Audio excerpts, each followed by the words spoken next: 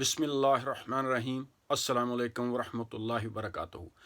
दोस्तों, जो भी मुहिब वतन पाकिस्तानी हैं, वो चाहे पाकिस्तान के अंदर हों या पाकिस्तान के बाहर हों, वो पाकिस्तान के बारे में फ़िक्रमंद हैं, पाकिस्तान के फ्यूचर के बारे में फ़िक्रमंद हैं और वो अपनी फ़िक्र का इजहार करते रहते हैं, सोशल मीडिया पर भी, आर्टिकल्स लिख कर भी और गुफ्तो शनीद के ज़रिए भी। जहाँ कहीं महफ़िलों में बातचीत होती है तो मुहिब वतन पाकिस्तानी जो हैं वो पाकिस्तान के बारे में अपनी फ़िक्र का इजहार करते रहते हैं। जहाँ तक पाकिस्तान के मसाइल का तल्लक है, हर किसी को मालूम है कि पाकिस्तान इस वक्त मसाइल में गिरा हुआ है। आम लोगों से पूछें तो हर कोई बताएगा कि पाकिस्तान में करप्शन बहुत ज़्यादा हुई है। पिछले 10 सालों में 6,000 अरब डॉलर से लेकर 30,000 अरब डॉलर तक पाकिस्तान का कर्जा पहुँच गया।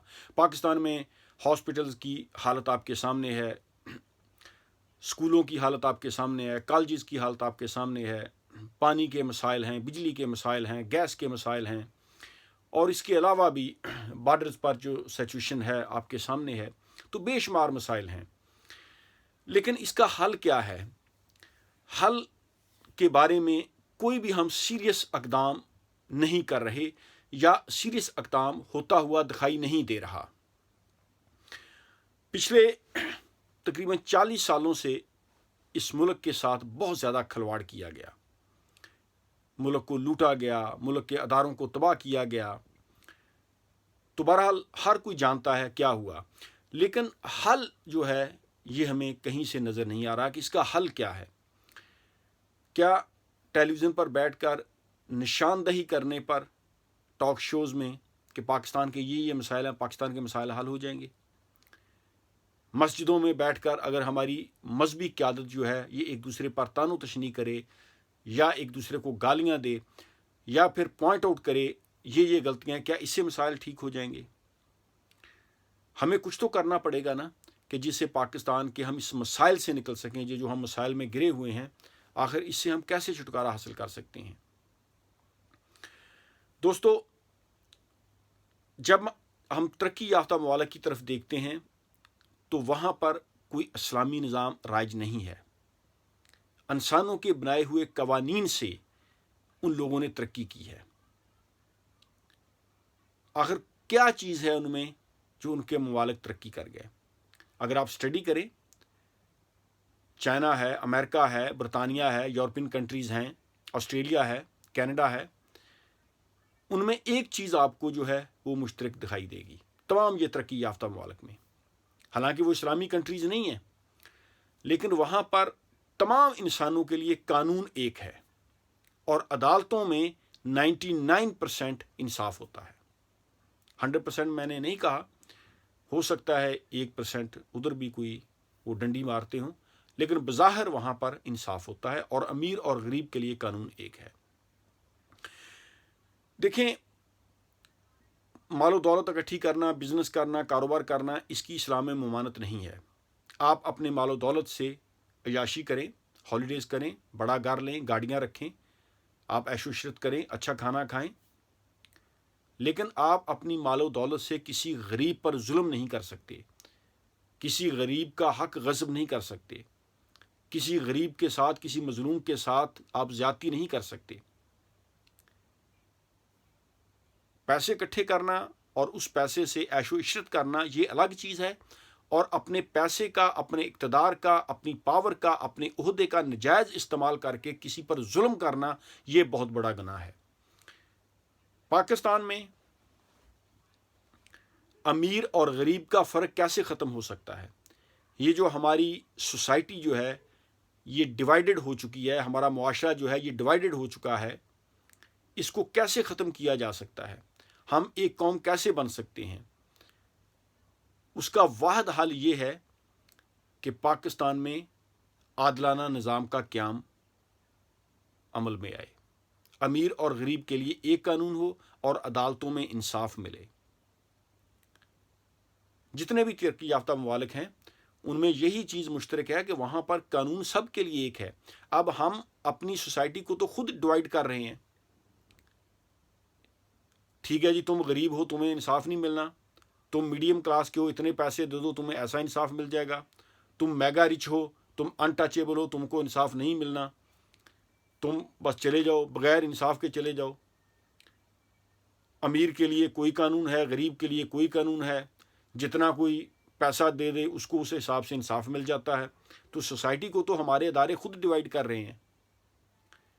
تو ایز اے محب وطن پاکستانی ہمارا یہ حق ہے ہم پوچھیں کہ کیا پاکستان میں یہ جو قانون ہے، یہ جو عدالتیں ہیں، یہ جو انصاف ہے، یہ جو سزائیں ہیں، عدالتیں، سزائیں، کیا یہ سب غریبوں کے لیے ہیں؟ امیروں کے لیے کوئی ادھر قانون نہیں ہے؟ کہ کیسے پچھلے 40 سالوں سے اس ملک کو تباہ و برباد کرنے والے لوگ جو ہیں، دیکھیں یا تو وہ مجرم ہیں یا مجرم نہیں ہیں. اگر تو وہ مجرم ہیں ان کو فار لائف پالیٹکس سے بین کیا جائے اور ان کے اثاثے منجمد کر کے ان سے رقم وصول کر لی جائے.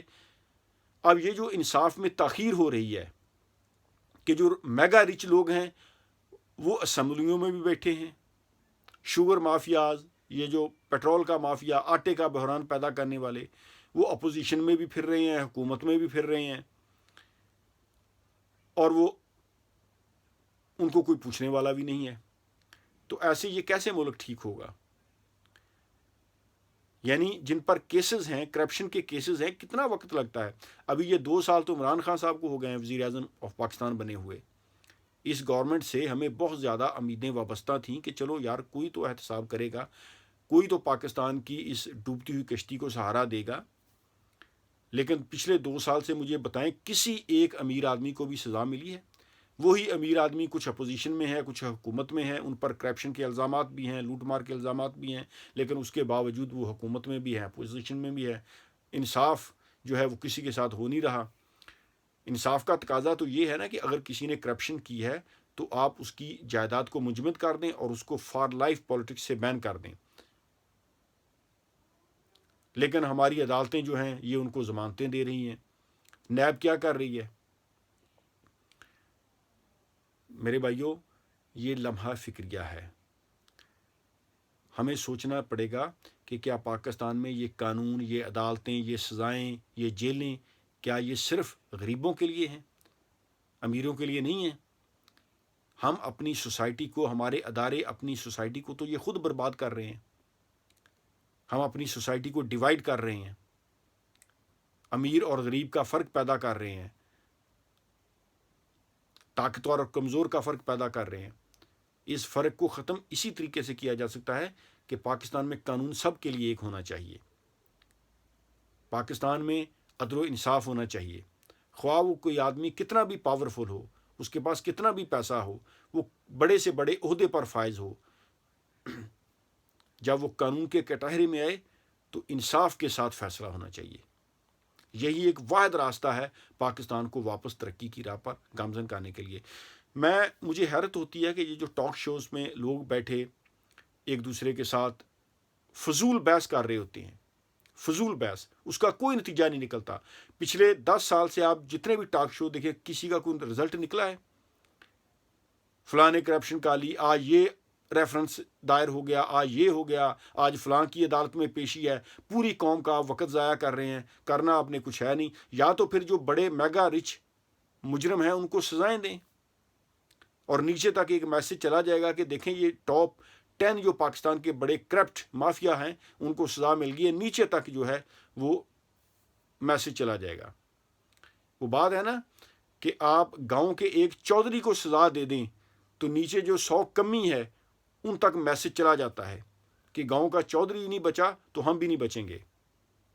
ورنہ یہ ملک کبھی بھی ٹھیک نہیں ہوگا. نہ پاکستان سے کرپشن ختم ہوگی، نہ پاکستان کے ادارے ٹھیک ہوں گے. اس کا واحد حل یہی ہے کہ پاکستان میں قانون سب کے لیے ایک ہو اور عدالتوں میں انصاف ملے. بحیثیت پاکستانی، محب وطن پاکستانی، یہ ہمارا حق بنتا ہے کہ ہم اپنے اداروں سے، حکومت پاکستان سے ہم یہ پوچھیں کہ کیا یہ عدالتیں، قانون، سزائیں یہ صرف غریبوں کے لیے ہیں، امیروں کے لیے نہیں ہیں؟ ہمیں یہ سوال اٹھانا چاہیے. Thank you very much. اللہ حافظ.